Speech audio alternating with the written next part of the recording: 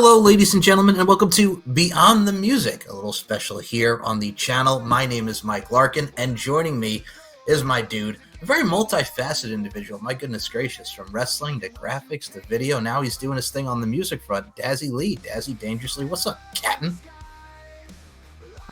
I'll take that multifaceted. I haven't been described that way before, but I'll take it. Hey, man. I mean, as long as I've known, Man of many talents. yeah, as long as I've known you, you've always been so persistent and so with precision with what you do with the craft that is podcasting and videos and graphics and everything. So, I mean, this is just another layer and extension, Mr. Dazzy Dangerously. And I will say this, folks, as I've listened to this over many, many times, including last night, Dazzy, these songs are doggone not only good, but dude, I'm really enjoying this, man. You've really got a thing going with this. You know what? There's only two artists, I use that term loosely, which you'll find out why in a minute, that I play in my car. Linkin Park, obviously. Yes. And Captain's Revenge. It is on repeat, which maybe blowing smoke up my own ass, maybe a phrase you could say for that, but because it's not like me singing, I can kind of enjoy it as if it's not me, which is probably why I play it so much. I mean, that's not really blowing smoke up your own ass. I think that's just pride and just just pride and just being very proud of your work. No, I mean, I don't think that's blowing smoke up your own ass at all. I mean, first of all, you have good taste, brother. You got good taste with the Linkin Park stuff, and I will say this. I'm going to put this into perspective. The new girl that's with them now, I gotta say, I like it. I do. I really do, dude. Yeah. Well, we'll get into it, but she was actually a surprise influence. Because she came into they reintroduced the band sort of in between the first two albums of Captain's Revenge. So yeah, the addition of Emily Armstrong to Linkin Park was definitely an influence.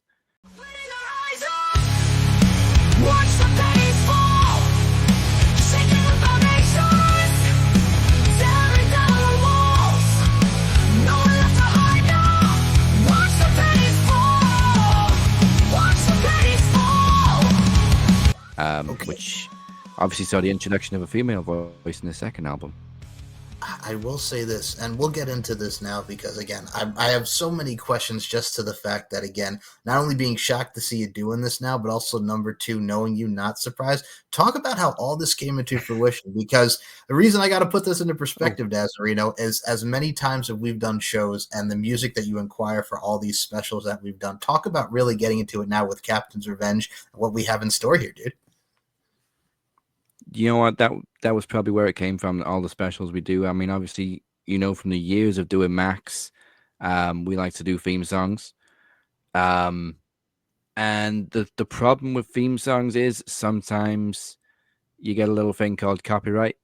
Mm-hmm. So you can't use that music. So obviously, the last few years on Max, I would be scouring YouTube for like copyright-free music. On Lap, I know are a great artists for copyright-free music. A lot of people use them, and they produce a lot of songs fairly often. So that's probably where it came from. I follow these channels where they introduce copyright-free music, and one came up suggested one day. I looked at the description, and it just said, "Made with Suno," and I'd never heard of it. So I was just like, "What the hell, Suno?" So I checked it out. Found out it's basically this website where you can just create music, and you can add your own lyrics. You can pick and choose how it sounds. You can, that's the thing too. It's not like just a prompt. You don't just like say, make this song and then AI does its thing. Suno kind of gives you the ability to a certain point and then continue from that point. So there's songs on these albums where I've had like 5 or 6, maybe more starting points where I've maybe done the first verse and it's continued, but I've gone back and wait, no, stop it there. I want it to sound different from here on in. And I've probably done that about a dozen times in one song. So you can influence how it comes out. It's not just a case of putting in a prompt, like I said, and then being happy with the result. You can play around with it, and you get multiple uh, examples to choose from to begin with, and then just take it from there. So I did that with Rise, which was so we were looking for a new theme song for Max when we were trying to do a reboot, and I wanted it to be like, like the Rise War song from the Attitude Era, Oh no, Born in no, Your it's Eye. the I life wanted in the something body. that's the one. The iconic guitar riff, the lyrics you can't fucking understand. Uh, I wanted something like that, and so the first thing I put in, I didn't actually have lyrics. I just wanted. I'm trying to think what I'd said. It was like a gritty, industrial, alternative rock song, um, and it kind of something you'd play in a warehouse, because obviously I was thinking of that original Royals War intro, and it was in the warehouse and the burning barrels and everything. That was so cool. Um, and the result that came pretty much right away actually was the one we ended up using for a little bit, which was Rise. And then of course I played around with the lyrics and added them, and it did sound very similar to Thorn in Your Eye. So I just thought, well, that worked out well. Um, I used to write songs a long time ago when I was a lot younger. I wonder if I can maybe bring one of them to life. So the first one I tried was Paralyzed, which is the first track on the first album, Monster, and was just completely blown away by the result that I got, and obviously realized I was onto something. I have to say this, and I'm going to put this into perspective. Being the wrestling fans that we are, you always just pop me with the Raw's War, make it face down. Like, no, that's the thing too. And I actually was. It's funny that you mentioned wrestling because I'll tie in music and wrestling in here because like everything that music and wrestling it equates to, it's about evoking emotions and eliciting reactions and setting the tone for what a podcast is going to be, what a song is going to be, etc. And that's what makes the precision and the synergy that goes into your work in all facets of the art form that is music. So I got to ask you, when I listen to a lot of your songs, it reminds me of this, and we'll tie in wrestling to this. Think of like the Ruthless Aggression era when you're listening to Vengeance 2002 and Downfall by Trust Company is on there, or you got Falling Apart for them for the Royal Rumble of 03, and all the bands that they used to have before we had the Demi Lovato's and the Weekend. God, Oh, dude, right? right. Like, the it's the so the true. 2000s vibe of music and wrestling was unmatched. It Unbelievable. introduced me to so many bands. I think the Ruthless Aggression era defined my taste in music. Like I grew up with my dad's old LPs. So like, when I was like 10 or whatever, um, there was Black Sabbath, there was White Snake, there was Maiden. So, I've been into metal from a very young age, and then yeah, wrestling evolved that taste into bands like you just said, Trust Company, Trapped, Saliva, Seven Dust, all those mid 2000s, early 2000s new metal scene bands, and then obviously, of course, Linkin Park Rest will in peace, forever be Jeff. my number one.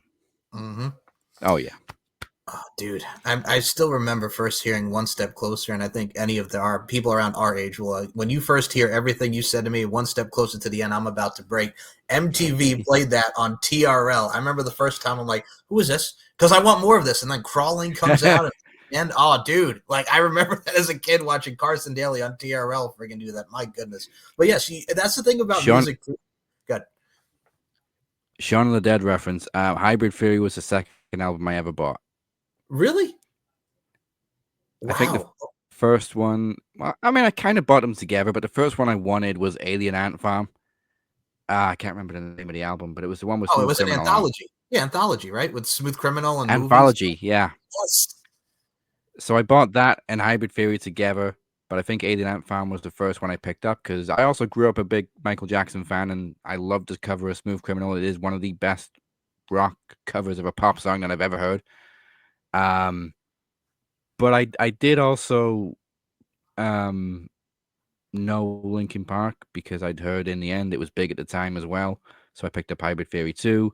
And yeah, Hybrid Theory just became the GOAT. I concur with you on that. Constantly on replay. 100% on that, dude. And I mean, let's put this into the forefront here because you also brought in something that's very cool. It's your Alien Ant Farm da, da, da, da, da, woo type of vibes when it comes to Smooth Criminal. Like that album too in itself, and we've mentioned movies because I know back in the day when you and God rest his soul David did your Hidden Gems and Screen Gems, that was one of the big things that y'all had as the theme song for that back in the day. And I remember hearing that and that Yes. popped me. Yes, dude. Oh, again, it's the great taste and the eclectic taste Alien that we Ant have. Farm does not get enough love. And they don't, man. And that's the problem with it. It's just like people like 2001, 2002. Like, again, we mentioned the mid to 2000s, but I also got to equate this to you two as well, because when you're looking at this, and I'm going to say this to you, we talk about setting the tone with music, and we'll use it for Max here because, again, we have Every Little Scar. We have, Thorns that you just had for Promo Rumble 10. Like, bro, like everything that goes with threads and everything there, like how important is it to you just for like, hey man, this is going to set the tone for what we're doing with the promo game, what we're doing with Max SSL? What makes isn't how important is that for people just to gravitate with the music and everything you put into it? Because it sells very well with what you're trying to comprise, Daz Lea. Yeah, I think that's always been my thing. As you know from working with me on Max, I always try to match music to wrestling. Some of the video packages I've done, um, I've always kind of found it very easy to match, well, edit, I guess, videos, images to music. Um, so yeah, to apply these songs as theme songs, that was kind of the goal really when I decided to not just play around with Suno, but like actually produce more than one song, maybe an album full. And if I can bring out enough music, then we've got plenty of music for Max's events. And I think Threads fit the Rumble very, very well a couple weeks ago. Um, like it's got that vibe. Again, you've probably heard. I mean, you said you've heard both albums numerous times. Anybody that has heard them has probably picked up very quickly on that Linkin Park influence. I think Threads is the best example. It's got that rap rock, um, upbeat. This is the thing about Threads. Um, Threads is a very upbeat song, but it's a very depressing subject. Yeah. So it kind of that's the balance I was going for, though. I'll actually say the original title of Threads was just Apocalypse, because it was just a song I wrote about nuclear fallout and the aftermath and everything. And I just it wasn't supposed to be an upbeat song. It was supposed to be rap rock, but as I was writing it, it became more and more upbeat. And the more I thought about it, I thought this is a very depressing subject about nuclear stuff. What's the most depressing movie, not just about nuclear warfare, but one of the most depressing movies I've ever seen is Fred's. It is so bleak, it is so hopeless, and it stays with you forever.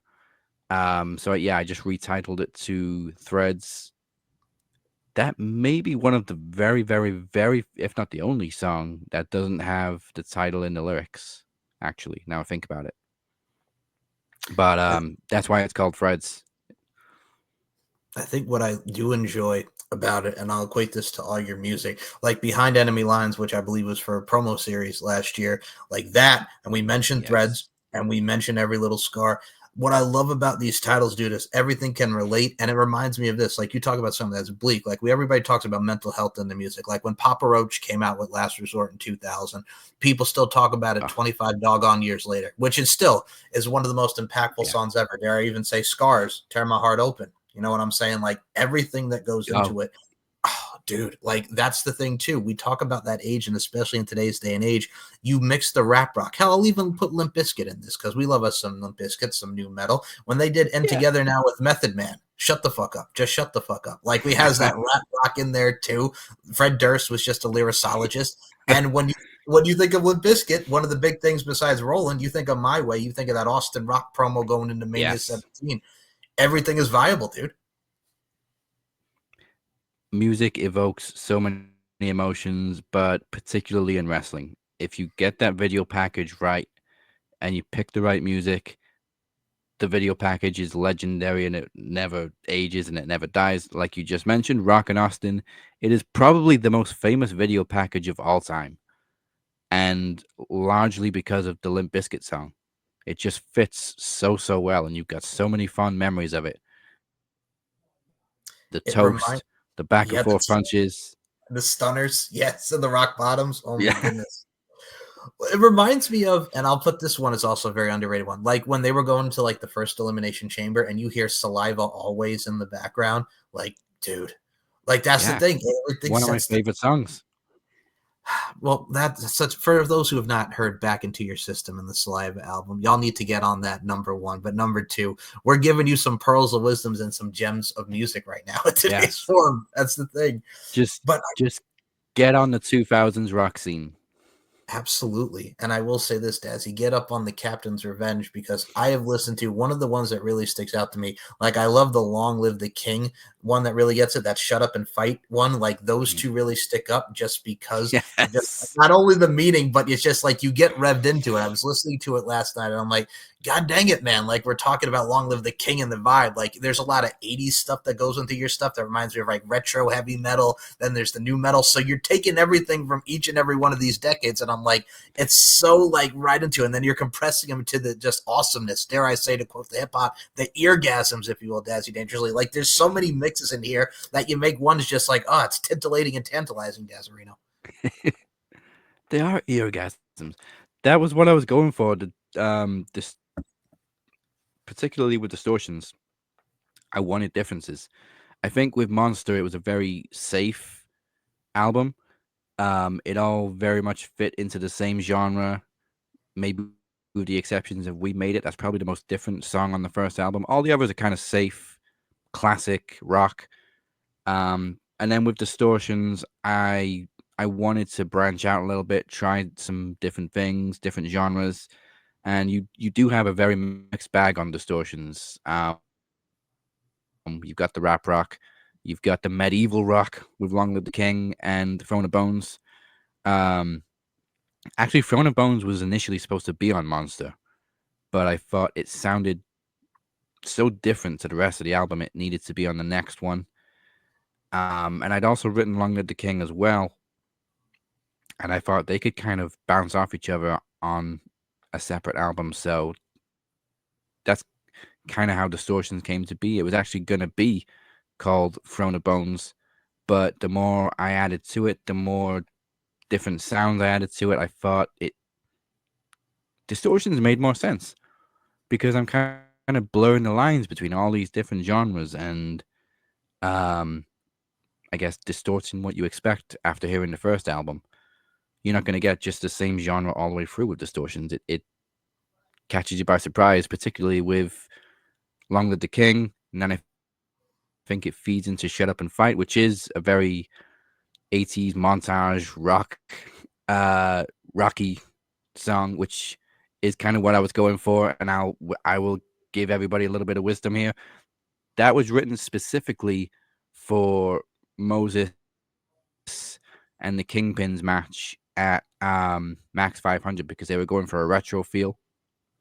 Um, but I don't think I ever actually made a video package for it because I didn't know what to expect from them two. But actually, Shut Up and Fight is the theme song for the next event, which is Revolution Road, which is also kind of retro themed. So it all works out. I mean, well, first of all, I love that you're also putting a new thing in there, Revolution Road, because AEW Revolution is bam right there at the end of it. We're going into March. Yes. And like I've been saying, I'm pissed at AEW because we invented this event just for Revolution. And so I themed the logo like I do on the AEW Revolution logo. And then this year, I think it's the third, maybe fourth time they've done Revolution. They finally changed the freaking logo, so now it doesn't match. I saw that. I laughed because I heard you talking about it on Max, and I'm like, Thanks, TK. thanks a lot, Tony. But no, I will say to your point. Well, when you talk about the '80s montage that both Moses and Amir did, which first of all, AT Wrestler is the most hilarious thing I've ever I seen love Amir AT ever Wrestler. do. I love him. I love it. And Mo held his own too. But that's the thing. We have our surroundings that really inspire us. And like you mentioned with like the female singer now in Linkin Park, one other name I'll mention here, like, dude, when you hear Amy Lee and her distinctive voice, and again, we're going back to 2000s, folks, but 2003, that Fallen album, and that what Evanescence did right after that, it's something that sets the tone. And you mentioned female singer come with Monsters and Distortions, man. Like those female singers have the distinctiveness and also just it adds more to the overall repertoire. Yeah, I think as we've very much discovered from Emily Armstrong, there is just something different about a female lead vocalist screaming. Like Chester's scream is iconic. Yes. And then Emily came out with hers, especially on Heavy is the Crown, and just wow. I mean, it's not a new thing. Obviously, we've had female vocalists in metal for years, but yeah, it just hits different a little bit. It's, So yeah, she Emily Armstrong coming into Linkin Park was definitely an influence. So I finished Monster in July last year and released it in August. mhm.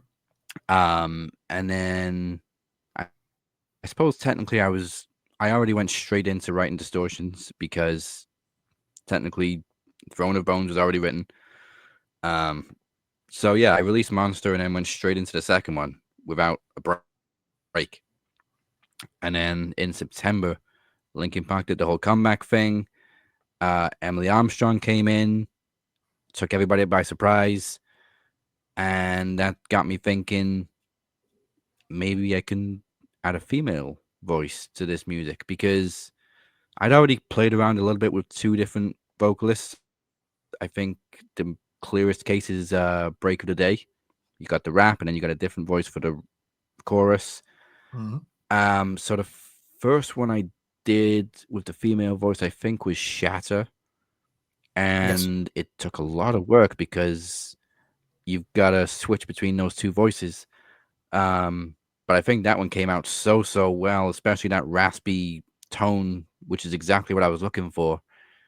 Um, and then I did Penny's Fall because it worked out so well, and I just thought, well, now we got a female vocalist too.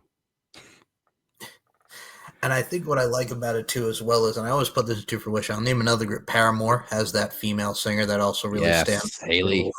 Oh, like friggin' oh god, like that whole Paramore thing. If again, we're putting out gems for people. Paramore, check them out. Haley, like you mentioned in Paramore, like Take me there's back to 2007.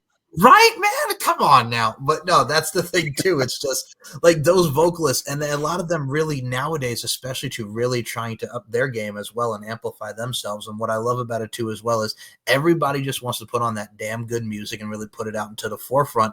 And I look at what you're doing here with Captain's Revenge and Monsters. Now I gotta have to ask this with the Monster and Distortion. I gotta ask you about Rise here because Dazzy Dangerously, there was a name change.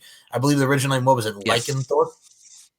Lycanthrope? Yeah, Lycan. Lycanthrope, Okay. which is basically werewolf kind of thing. That was always the name that I thought of having as a band name when I wrote some of these songs. We're talking about 18 years ago, I think was the earliest I started writing music. So like half the songs on Monster were written when I was 17, 18, 19, something like that. Um, and I'll be honest, I barely changed most of the lyrics when I was producing them for Monster. There's a couple of songs on there that are from old lyrics that I've updated or revised, but a lot of it is unchanged. Paralyzed, I think I didn't change a single thing about the lyrics, but it does sound very different to how I originally imagined it. Run for Your Life sounds almost exactly how I always envisioned it all those years ago. And there's other examples. What else on the first album? I mean, the one that sticks out for me, and I'll say this right Paralyzed, Run for now, Your Life, Rain. Rain and the Fate We Make is even like I said, I put that in there in my notes. And like the Fate We Make just has Yeah, that thing to it, dude. Oof. I think I think that's it. There's those and Break of the Day slash Sundown were the 5 songs that I wrote years and years ago. Actually, Behind Enemy Lines was an old one too. Um, and I've just updated and revised and brought to life. And then the rest of the album, like Kaiju, Monster, Arrival, I wrote fresh for the album to see if I still had it. Obviously, I did. And Break of the Day is a very interesting one for me because it's 2 songs in one, and it kind of it flawlessly transitions between the two.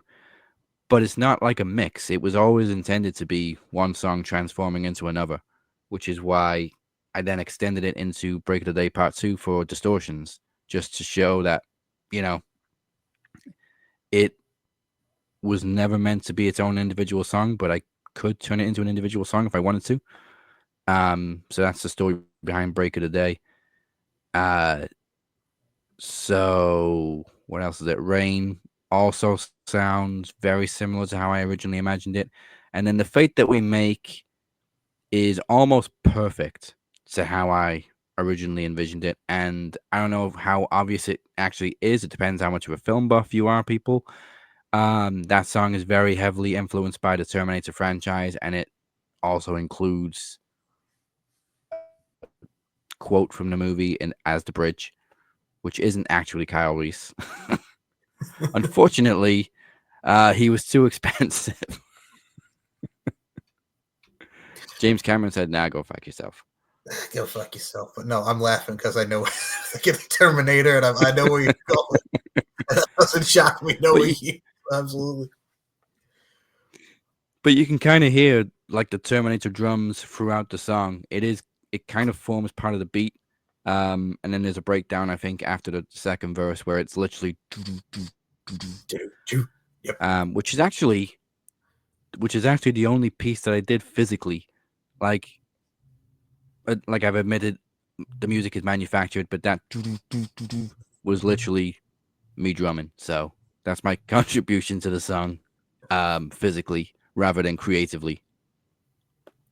I have to say this because again, loving the music talk that we do and the appreciation. You can see how we're both giddy about this, but I will say this, folks. One of the songs I do love, I mentioned Behind Enemy Lines. You can stand on my side or alone, but these wounds will not heal on their own. I love the lyricism behind it, and it just sticks out for me because it gets me going. I don't want to say it gets my goat, but it gets me. I feel the flow, and like that's one of my big go-tos that's on my playlist because I put a lot of your stuff on my playlist. Can I ask you about Behind Enemy Lines? Because I love that doggone song, man. Yeah. So again, that's another one inspired by Linkin Park, but it's inspired by one of their less famous songs. So that's one of the ones I wrote about 18 years ago, and it was directly inspired by Across the Line, which was a B side on one of their underground albums. And yeah, it is very similar to how I originally imagined it. Um, I don't really think there's any like hidden message in that song. It is literally about being behind enemy lines.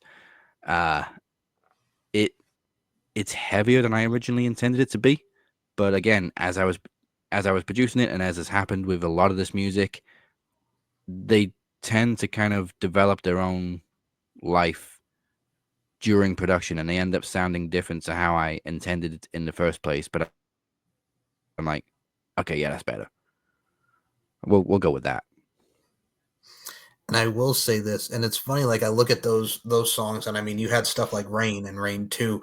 It reminds me of like back in the day, and I'll take everybody back to '05 and '06 when Breaking Benjamin, and it's one of my favorite albums when they did the Sooner or Later album, and they had that song, and they had all these amazing songs like Rain, Rain, Go Away, Come Again Another Day, All the World is Waiting for the Sun, the Yeah. pop version, the rock version, like they both were cohesive and just so good. Like even something like that, like Breaking Benjamin had these like polyamorous, and it's just like holy crap, they're talking about the rain, and it's like you can feel it, man. It's the feels.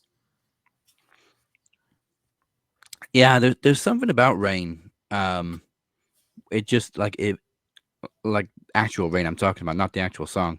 Right. Rain itself just evokes emotions. I don't know what it is.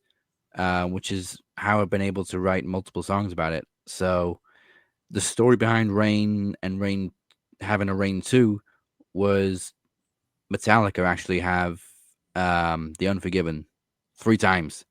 They got The Unforgiven 1, 2, and 3. So I wanted to do 3 songs with the same title but completely different.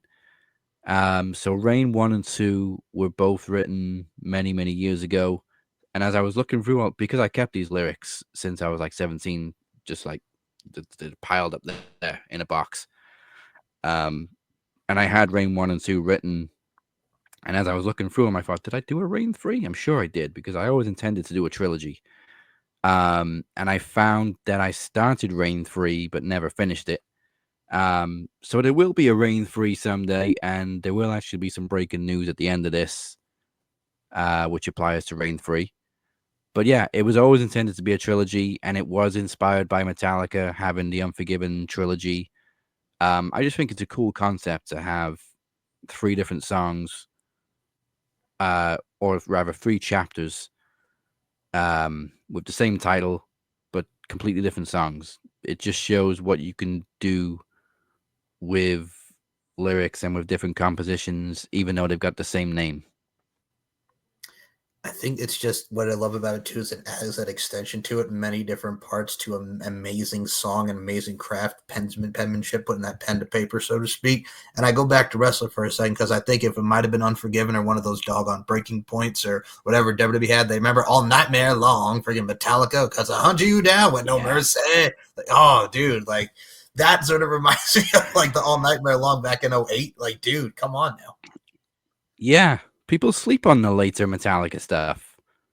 Come on now. Saint Anger, friggin' SummerSlam 03, like a lot of that stuff. Come on now. Yeah, let's defend Saint Anger a little bit. Yeah, okay, it probably was one of the worst albums, but I like Saint Anger. Not Same so here. much the album, but Saint Anger and Frantic was another good one. But yeah, a lot of people hate that album. It reminds me of, just because I'm again, this is my nerdiness too, like you, like Mission Impossible 2. Like, do you bury me when I'm gone? Do you teach me while I'm here? Like, I disappear. Like, so underrated, man. Like, so good. Again, wrestling heavily influences our taste in music. It does. And I mean, I look at it from the But taste yeah, as I was well. blown away because they actually used Metallica. I know, right? Actually, I remember like when SummerSlam, right?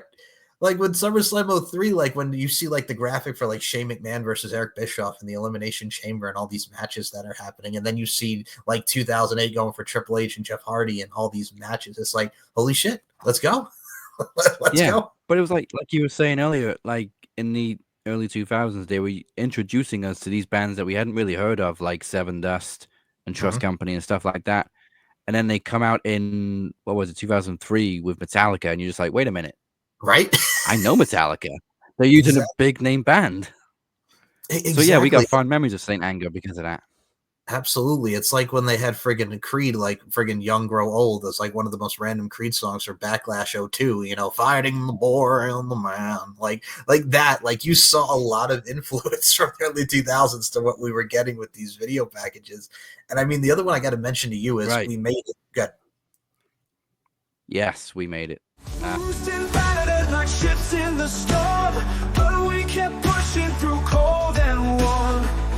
Dreams shattered, our spirits would lend, breaking down walls again and again. We made it. Oh, can't you see? Through the blood and the tears, we found our way free.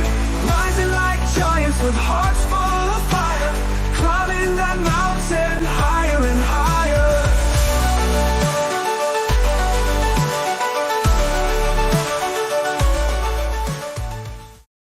It is Max 500, the one I've had the most feedback on, actually.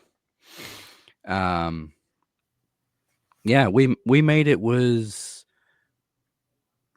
maybe one of the last 4 songs that I wrote for the album. And so up until then, they'd all been pretty heavy. And as we all know, every heavy album needs a soft song. So I started writing We Made It. Initially, I just wanted to write a slower, more uplifting song that wasn't just in your face guitars and drums and and yeah, the lyrics kind of just came out of nowhere for that one. And it just that one actually took a lot of work. Probably the most work on that first album because I went through so many different mixes of it.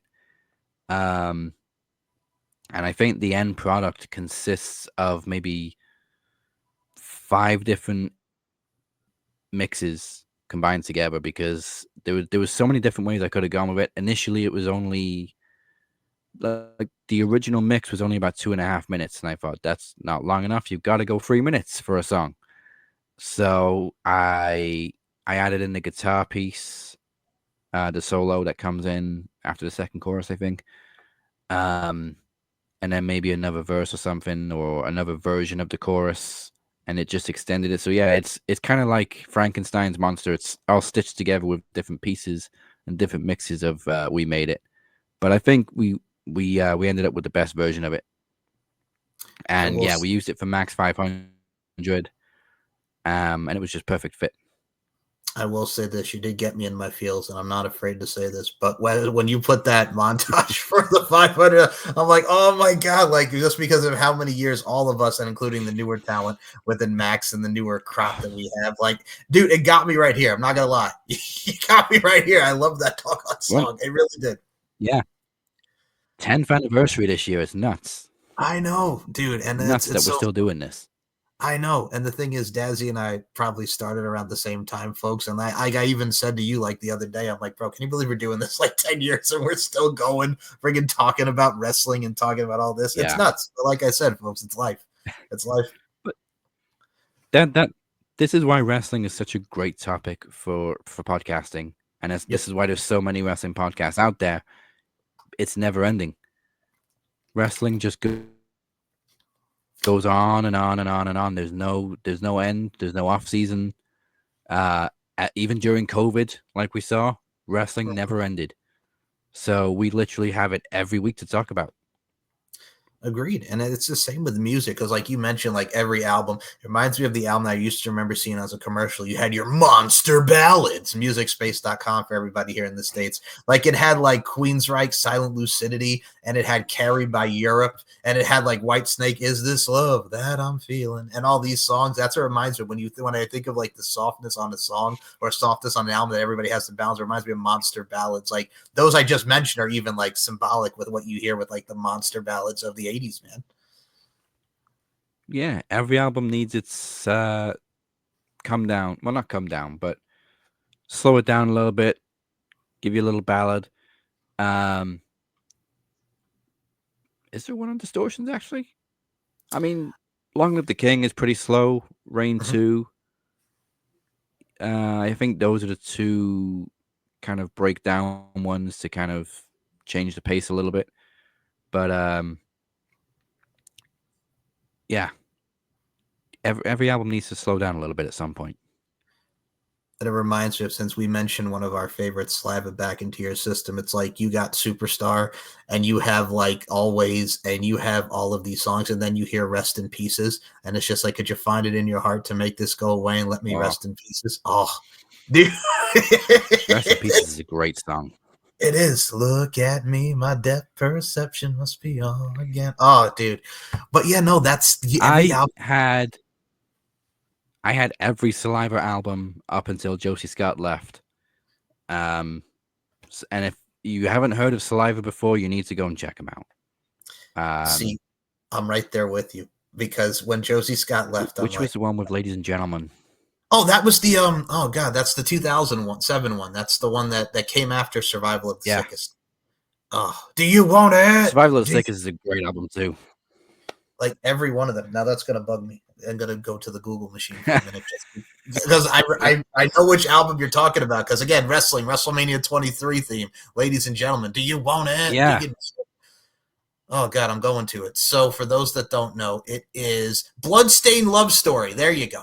Bloodstained Love Story. Yes. Well, that also had what was the other one? Goodbye, My Broken Sunday, and the King of the Stereo. Yeah. What else was on it? I was literally singing a song from it the other day in my head, and I can't remember what it was called. From Here With You, I think. Yes, I believe they have That that Bloodstone. that's the slowdown song from Bloodstained Yeah, Love Story. there you go. And it reminds me of, okay, I'll put It's another one out there since we mentioned female artists. And this one also popped into my head as we were talking about it. It's like when Tattoo came out with all the things she said. Like, again, not just because it's wrestling related, but that song was like so popular for its time. And then you look at it 20 years later and Oh what yeah, the meaning of it. Oh, dude. that song skyrocketed. That was a sleeper hit, and it It wasn't even is. because of Victoria using it for her music. Everybody just loved it. Mhm. That's the thing. It's everything is universal and mainstream. It reminds me of, like, if you look at all the rock stuff, like even when you had Everclear come out. All right, here's another slowdown. When Everclear had Wonderful, who doesn't relate to Tell Me Everything's Wonderful Now, and I just don't understand how. And you see the little kids in the video and they're going to school, and it's like a lot of people can relate to that. That was one of the slowdowns that Everclear did back in the day. Yeah. And again, back to Linkin Park. I think one of their biggest slowdown songs, because it was so unexpected, was The Messenger. Yes, that's right. Because you don't expect, especially at this point, you didn't expect to hear a slow acoustic ballad from Linkin Park, but man, Chester's voice on that song is phenomenal. That too, and I think it reminds me of like, and I'm gonna say right now, I loved Breaking the Habit. That's also another one of my favorite ones by Linkin Park. Like everything that they did, like you mentioned, the come down songs and what we see with a lot of come down songs. It reminds me of, all right, like Stained. All right, we'll take it back to Stained back in the day. Like Stained had It's Been a While, which was slow. Then we had For You, and then we had I Never Meant to Fade Away, and So Far Away, The Price to Play. Like they could amplify themselves from slow to upbeat, boom, boom, boom. That was another one that really sticks out because Stained had like, okay, we're gonna do a slow song, then we're gonna do a heavy song, then we're gonna do a slow song, then we're gonna do a heavy song. It kind of had a nice little balance to it. Yeah, you gotta have that balance. And again, that's the thing with Distortions. There is so much balance in it because it flips between different genres as you go through it. Which is why I kind of placed Long Live the King and Throne of Bones kind of at opposite ends of the album, because they're both what I love to call medieval rock. But they're also both quite slow. Mhm. So I think they were kind of almost bookends at kind of opposite ends of the album. Like you mentioned, like Pennies Fall, and I mean the Sand. Okay, one thing that did pop me, and I have to put this out there for those who haven't seen it. The Sandman Won't Save You is like, I'm going to tell you right now, when that's first started, I'm just like, okay, this is great. Like, The Sandman Won't Save You, everything that goes into that song. Daz Lea, like, you pop me because it makes me think of Enter Sandman with Metallica, a nice little Sandman reference. Of course, the wrestler, but for Yeah. me, it just has that stake to it. Well, I mean, I'm not going to pull any punches. It's very heavily references Nightmare on Elm Street, which explains the cover, which I love that cover actually. One of my favorite ones that I came up with, because it is literally a sand man monster on a bed, and then the little Easter egg is that the bed sheets are Freddy Krueger colors, red and green. Yeah, and so you've got the bridge in that song, which is a rewritten version of the classic nursery rhyme from Nightmare on Elm Street, the 1 to 10. So that's the third song I've done actually that's references to a movie. So you got Sandman, references to Nightmare on Elm Street, The Fate That We Make, Terminator, but also on Monster There's Kaiju. And literally the only reason I wrote that song is because I wanted to write a song about Godzilla, because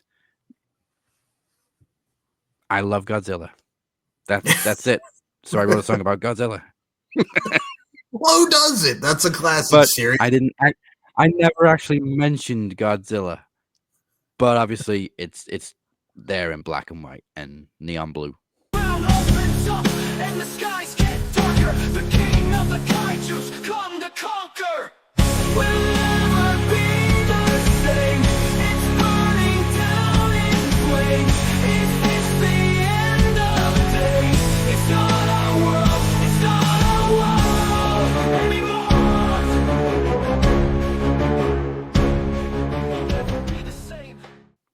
So now that you put the Nightmare on Elm Street in my head with the Sandman, and like I mentioned earlier with the Sandman and the song lyrics, I'm gonna say right now, as long as it's not the one that came out in like 2008 and the 2010 frame, we're good on the Nightmare. That's one of our ones we hate so much. I hate it. I hate it we have so had much. so many conversations about that remake. That remake is and it horrible. still pisses me off that nobody criticizes the opening scene as much as it deserves because the acting is absolutely shocking. I feel, here's the thing. I did not see that in theaters. I saw it on TV one night, and I regret sitting there from 8 to 10 on FX. It was so bad. Like I was so looking forward to it too, and it pissed me the fuck off.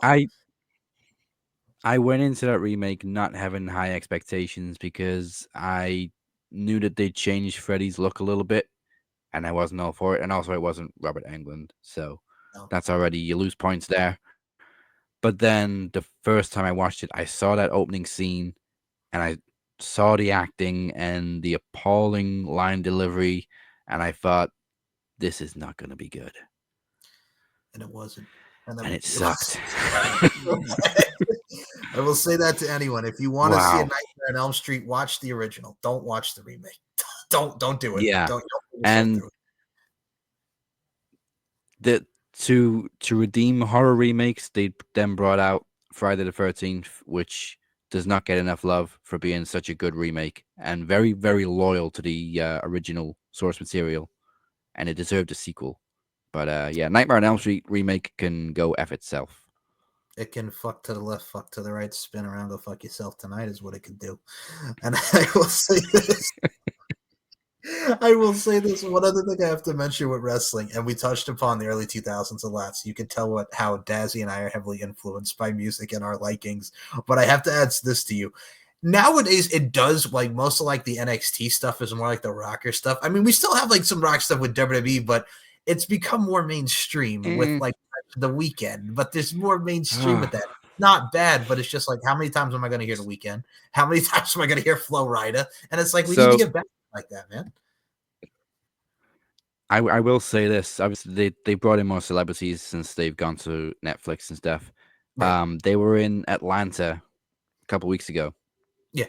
And they brought out all these rappers. Oh, God. And literally, I'm not kidding, for 2 hours, I was sitting there watching it going, I have no idea who any of these people are. Yep. I'm right there with you. I'm right there with you, man. I'm sure they've got their fans, they've got their fan base, but I have no idea who these people are. If this is supposed to be mainstream, then I'm missing something. I'm right there with you. It's like I'm looking at these rappers. I'm like, the only one I know is 2 Chainz. Like, that's the only one I knew. Yeah, like, I know 2 didn't Chainz. even know him. But okay, I get it. Like, rap is cool again, but literally, you cannot tell me that that's mainstream, because if you brought out Ozzy Osbourne, every single person would still know who he is. Yes. Well, okay. So I'm going to go my Austin Powers route. It's mainstream, quote unquote, mainstream to what we have now. I'm Speaking of Ozzy. Speaking of Ozzy. Yes. Boobs. Boobs, Ozzy. These filmmakers are just fucking boobs. Fucking Austin Powers and Gold Member. Oh my goodness. No, but that's the thing too. It's like, we remember the days of when Ozzy Osbourne, when he performed I Don't Want to Stop on SmackDown that one time in 2007. Oh, like when 3-6 Mafia did Somebody. Oh yeah, that was great. Like when 3-6 Mafia, somebody going to get their ass kicked. See? It's not just a problem with rap. We know who 3-6 Mafia are. Yes. But you're bringing out these guys we don't know. Yeah, we don't know who, like, Travis Scott or whatever the hell these people are. We don't know who these people are. It's like, and I'll make an R&B reference. I know you guys are not much into the R&B stuff, but like when Jagged Edge played Teddy Long's Wedding with Crystal Marshall back in 2007, they were widely known for their R&B records. Like, we had people that we knew. I'm not going to criticize it. You bring out Jamiroquai. Virtual insanity, baby. Give me some. There you go. No Napoleon Dynamite, friggin', nothing left for me to do but dance. Oh my goodness gracious. Yes. Well, but that is iconic, thanks to you. Oh, you're welcome. I still have that shit. That and fucking Miley Cyrus's Party in the USA. I know that's they live rent free in my head You're thanks welcome. to Mike Larkin. You're welcome, but that's your favorite song too. Don't lie. You know you love that song. You got me back so Yeah, good it has that been one since time. 2018. Yeah, you got me back so good with that, with my lyrics and that yeah, you got me back so good. I can't even lie. That was really good. Oh my goodness gracious! But I will say this before we close this See, out. Good, good, brother. this is why I asked you to interview me about the music, because music has always been a thing we've talked about, not just wrestling. There's always been those musical references. Always. Absolutely, and I wouldn't have it any other way. And I'm glad we got to do this today, Mr. Daz Lea. Two other things before we close this out. So I have to say this: Captain's Revenge. Not only do I love the name of the group, I'm going to say this because you've been the captain forever, and it's a nice little nod to the character and gimmick, which I thought was very cool. As soon as I heard the name, I'm like, okay, that popped me. It did. I got to be honest with you because as long as I've known you being the captain, but it's a nice nod to the character and who you truly are. I think that authenticity is so key, dude. Yeah, and I just realized I never actually answered your question about the name change. So yeah, Lycanthrope was the original name, and it was the name I always wanted to use for a band and everything. So tracks, and then I found out that there is a band called Lycanthrope, so that went out. That went out the window. That went out the window. So I had to come up with a new name. And it actually took me a while to come up with Captain's Revenge, but then it seems so obvious because, like you said, I do go by the name the Captain. I am an avid rum drinker, and there is of course Captain Morgan. And I actually mixed my own spiced rum once, and I called it Captain's Revenge. So, makes sense. It comes full circle.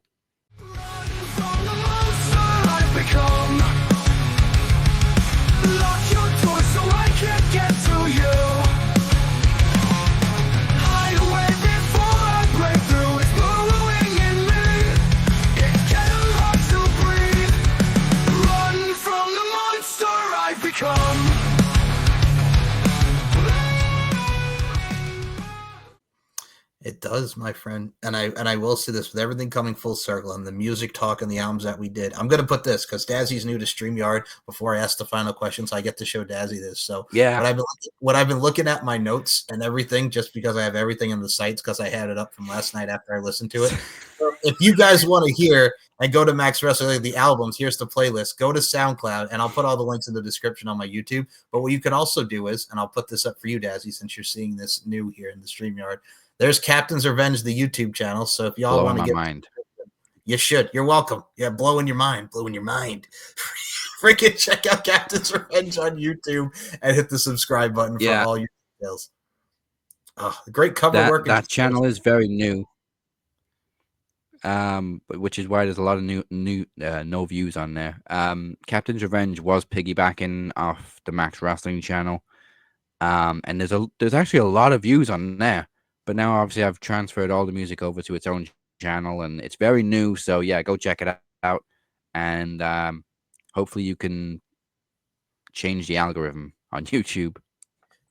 Well, I definitely will say this. Subscribe and listen to where you get your music and audio platforms. And, of course, your YouTube, because Dazzy does a lot of great work, and he puts his heart and soul into everything that he does. And what I have to say, being the artiste that you are, Dazzy Dangerously, what advice would you give to people who are starting to get not only into podcasting, but the artistry game with what you're doing with music? What advice would you give? A little pearls of wisdom for the people, Dazzy Dangerously. Wow. I mean, I sometimes feel like a bit of a fraud. Because I don't play instruments, I don't sing, but these are all my lyrics, and I do play a role in producing the songs. So, to be honest, I had a bit of a head start with Captain's Revenge because, like I said, at least 10 of the songs, maybe more, that I've released were written like 15, 18 years ago. So I had this back catalog to kind of start from, but there's so many more pages and pages and pages of lyrics that I haven't used because I've kind of looked back on them and go, that wasn't quite as good. Some of like the ones I've released have really held up, but a lot that were kind of amateur. Because you have to remember, I wrote some of these songs when I was a very angsty 17-year-old, maybe 18-year-old. Um, so a lot of it is just basically uh, emotional diarrhea. Some some of these lyrics, you just feel something, you write it down. But maybe that's good advice. If you feel something, just write it down, and you never know. Maybe you can work from it. Because some of them I have looked at and gone, that hasn't held up very well. But if I just change this or rewrite this, and it sounds better, um, wisdom comes with age, I guess. So just keep writing. And again, if you feel something, write it down. Beautifully and eloquently So, said. Yeah, and then with podcasting, as I've always said, the more you do it, the better you get at it. I have made it very clear many times that I hate listening to the first couple of Max episodes because it was very new, it was very awkward, but we've been doing this for 10 years. You evolve, you get used to it, and it becomes second nature. So, yeah, just the more you do it, the better you get at it, and the more natural it feels. Um, and so, yeah, breaking news.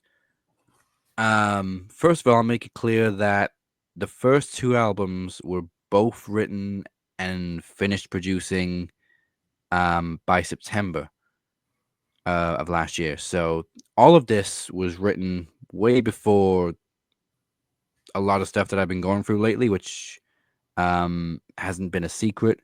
So the ironic part is a lot of these lyrics were written from a third person's perspective, but now I can relate to my own music. Very ironic. However, there is a third album coming. It is completely finished, and this one is a little more personal because they've all been written fresh since like October, November. Um, but I do also think that this third album is the most complete one so far. It it has an intro, it has an intermission, so it feels like a really cohesive album. Some of the tracks blur into each other. Um, I I feel like this one is kind of like the holy grail of the trilogy so far. Um, I'm proud of Monster.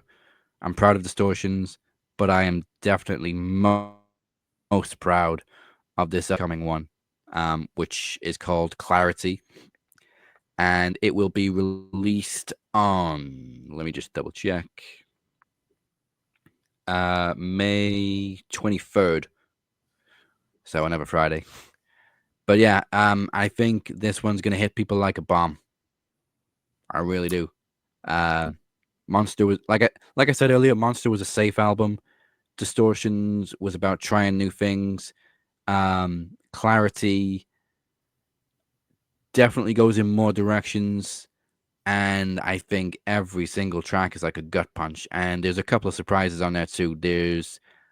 I'm gonna give a little teaser right now. Look out for Gaslight. I think that's the most different song that I've written so far compared to the first two albums. Whew, I will And say yes, this. there will be a Rain 3. I was gonna say yes, awesome. I will say this: I cannot wait for the new album Clarity. Go and check out the albums if you have not, because Dazzy Dangerously has some great tracks and great music and precision to what he does. And Dazzy Dangerously, before we close this out, I'm sure this will be on by the way, first and foremost, off script here. What YouTube channel we put this on? We put this on my channel or YouTube channel. I forgot to ask that even before we started. What channel we putting this on? We can simulcast. That's what people do these days. Yes. Put it on both. All right. Well, actually, I Perfect. mean, I'll put it on two channels. I'll put it on Max and I'll put it on Captain's Revenge. So this is gonna go on like 3 channels. It's gonna be on their channel. Sweet. So I just want to confirm before we do the plugs. Anyway, back to the guest here at hand. Dazzy Dangerously, where can we follow you on the socials? The floor is yours, dude. So yeah, Captain's Revenge has its own YouTube channel now. It is, of course, just Captain's Revenge. You can follow it on X, formerly known as the evil Twitter machine, even though I think it's more evil now, at Caps Revenge Rock. You can also find Captain's Revenge on Facebook, and you can always find it piggybacking off of Max Wrestling. So if you're also a wrestling fan, you know, rock music and wrestling often go hand in hand. Go follow Max Wrestling as well. It is all over YouTube and all the socials.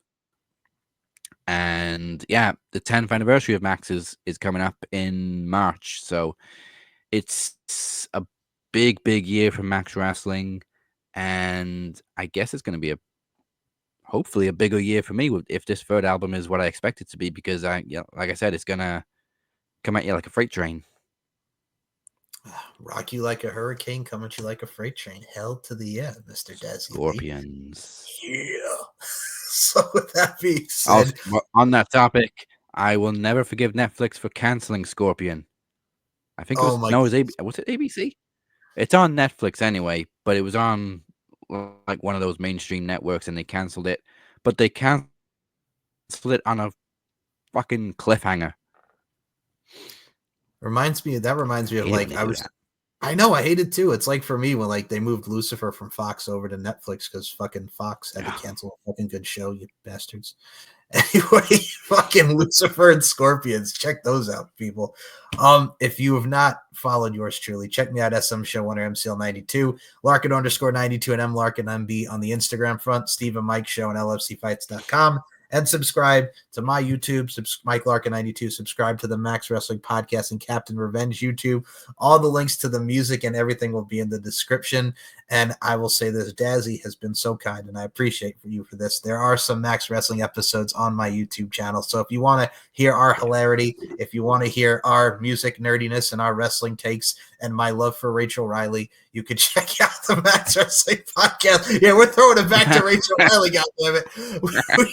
You can check those out on both respective channels. So with that being said, for the Captain Dazzy Lea, my name is Mike Larkin. As I say with each and every one of these shows, life is an art form where we're all applying our crafts. Continue to apply your craft in amazing fashion. And as Dazzy Lea said, write what you feel.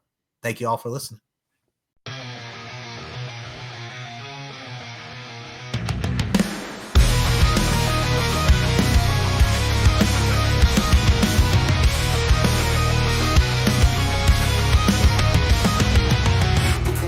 And reset me on the course. Got a sinking feeling I've never felt before. The pressure don't stop, cannot take it anymore. You're watching every move, waiting for me to explode.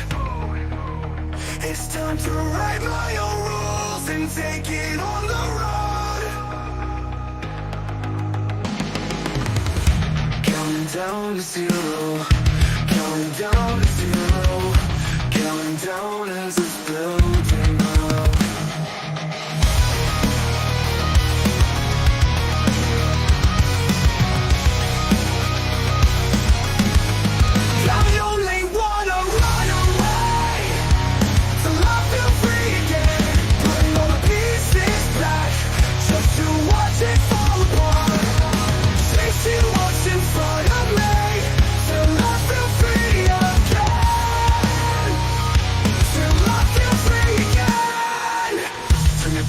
See if I care. I know there's gotta be something better somewhere out there. Stepping out the dark in the rarefied air. Show the one that loaded every bullet I fire. The bridges of light, watch the smoke rise higher.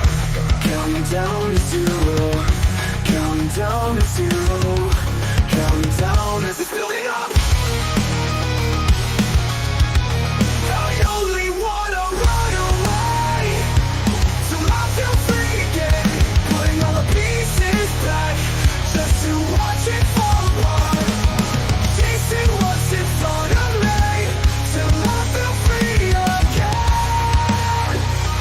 Till I feel free again. I feel your grasp wrapped around my heart. I wish I knew where to start. Putting all the pieces back just to fall apart, just to fall